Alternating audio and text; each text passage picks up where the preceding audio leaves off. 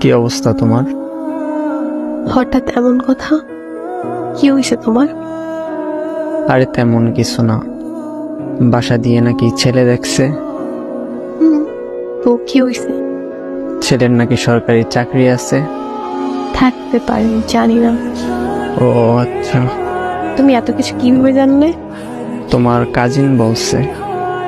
ও আচ্ছা, এইসব খবর ও ভালো রাখে। তোমার পরিবার তো মনে হয় রাজি। কি করবে এখন? আমাদের সম্পর্ক কি এখানেই সমাপ্তি?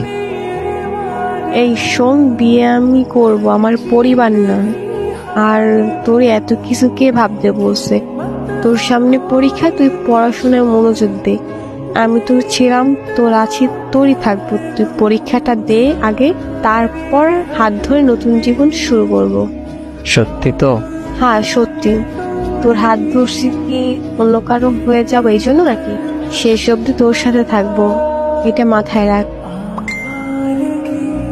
পড়তে যা এখন।